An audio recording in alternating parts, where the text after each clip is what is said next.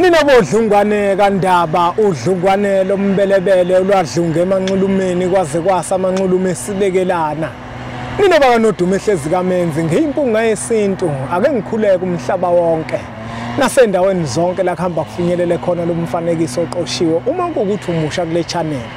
Ibizo lami ngumlekeleli umfoka Mbanjwa uKhathini. Umshana wakwaNgcobo Fuze omashiya amahlangatha azoshumayela yingwe le ehamba namabhubesi. Nanamuhla mbukelo wempunga yesintu angihambi ngedwa. Ngihamba naye uGogo, uTornado, uGogo, uNkanyamba. Uyazi Gogo legama lakho linesiqi. Waliphiwa isalukwazi noma waliphiwa ikhehla noma kwenzakalana ukusitshela ukuthi uGogo uTornado, uGogo uNkanyamba legama leli walithatha kuphi? Elasedlozini. Yebo, elasedlozini legama. Ake simkhumbuze umbukelo wempunga yesintu oqalayo ukubona lo mfanekiso oqoshe ukuthi uGogo uNkanyamba kungabe udabuka kuphi, uyahlola akahloli, uyahlola ocingweni noma akahlola ocingweni, uGogo uNkanyamba usebenza kanjani, usikhele phezulu ngaphambi kokuba singene esihlokweni sethu. Yebo, uGogo uNkanyamba akahlola efonini, ufika esigodlweni. uGogo uNkanyamba udabuka endaweni yakamaphumulo eMshane, isigodi eMambedweni. uGogo ulapha ngamanzi noma ngamakhambi esintu, uGogo ugaya umuthi. uGogo ulapha ngamakhambi esintu. Asibuze la uthi uGogo ngabe mhlambe uhlonipha kuphi, ngoba kubalekile njengoba sila sazi ukuthi uGogo mhlambe umuntu ohamba kanjani. Ngabe mhlambe uGogo uganile noma uGogo owesifazane nje oziphilelayo? uGogo uganile, Kachile. Yebo, okusho ukuthi umama uchile. Yebo. Mbukelo wempunga yesintu usuzwile ukuthi uGogo umama uchile. Kubalekile ukuthi simhloniphe, simnike inhlonipho njenganababukeli bempunga yesintu TV. Sazi ukuthi inhlonipho iyona into ehamba phambili.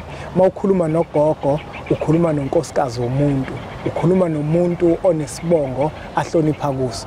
Gogo, njengoba ngikubizile la kwimpunga yesintu, esikubizele kona ukuletha usizo kubantu. Yebo. La Gogo kunomuntu ngonyaka ophelile, yabona njengoba unyaka nje siuqala. Yebo. Ngonyaka ophelile khona umuntu obefisa ukuthi aphumelele. Yebo. Kodwa kwangenzeka. Izama kakhulu ukwenza izinto zingenzeki. Lo muntu mehamba ethola inhlanhla wayenayo, kodwa bamvala.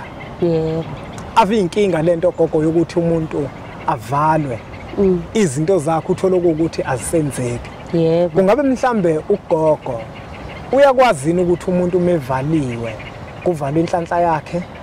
Makuvalwe inhlanhla yakhe nje kuvalwe yonke into. Uyazama ukwenza izinto azenzeki. Inhloso ngalomfanekiso oqoshiwe ukuthi Gogo njengoba unyaka soqala kunabantu abazophuma bayofaka izicelo zemisebenzi njalo njalo.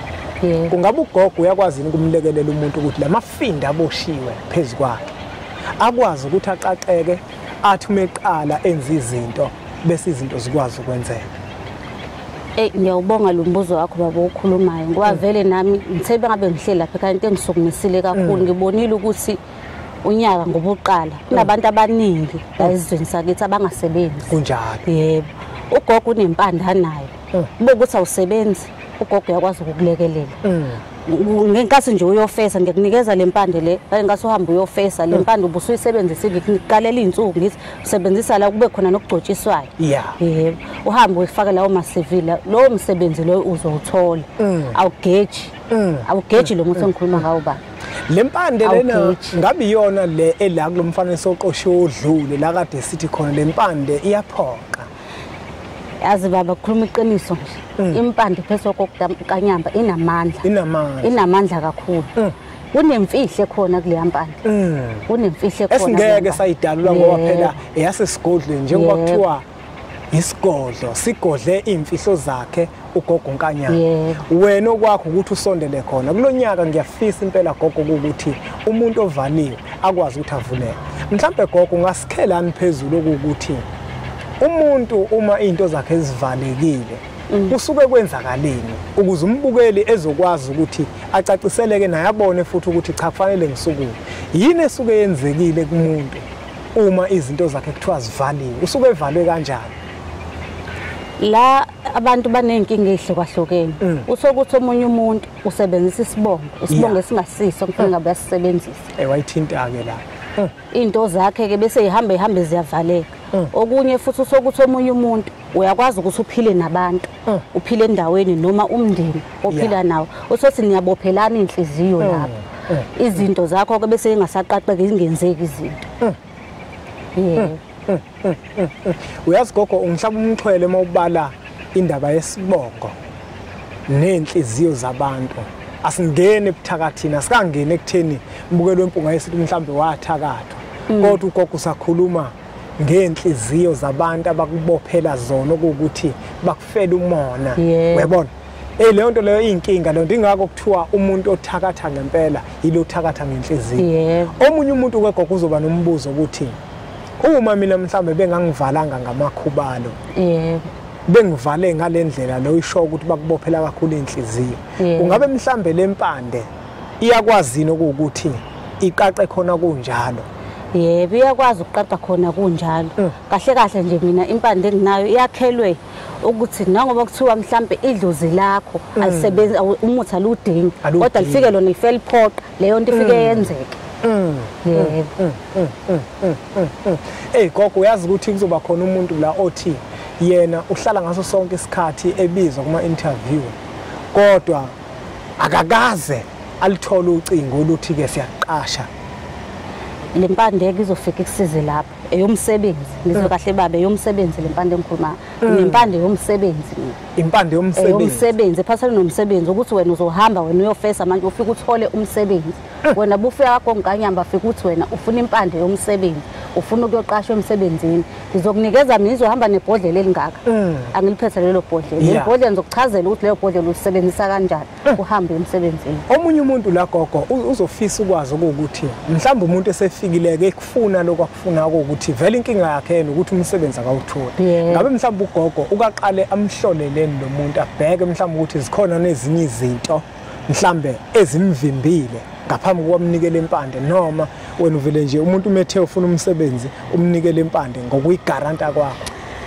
Nkosi yami yazi baba mina angisayona umuntu ohlala phansi ehlola isikhathi esiningi ngoba abantu bayazi ukuthi bebeza kumina bazothola showcase into yangempela mbukelo empunga yesento nangu uGongonyamba esikufunayo kulonyaka ukuthi nawe ekuthema kuphela unyaka ophelile ungaphethe lutho esandleni uzwile impunga yesento ingakho ngithe noma ngihlala phansi noGongonyamba sikhuluma wabe sethu nempanda egarantayo awucele nawe ethongweni lakho ukuthi ngicela ukuhamba ngekaGongonyamba ngilekelele ngikwazi nami ukuthola umsebenzi ngithatha isinkwa ngisibeke phezulu kwetafula ngoba singasawageqa amagulu abantu abakuthinte kunenombolo abantu mabefuna ukufika esigodlweni bezothola usizo bahamba kanjani bebesuka eThekwini bagibela ama-taxi eStenga from eStenga befuna imoto eziya kaMaphumulo eMshane okusho ukuthi nje wonke umuntu osuke yakwaGongonyamba uphelela nje uya eStenga uma efika eStenga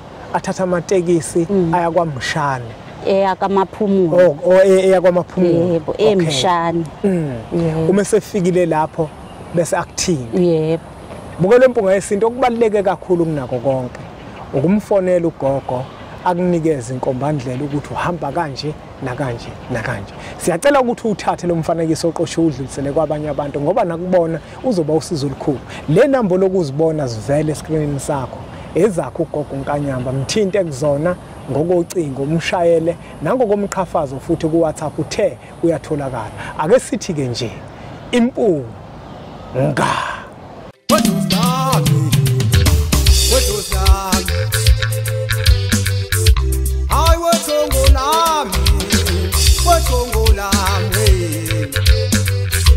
Mina sengasengife mina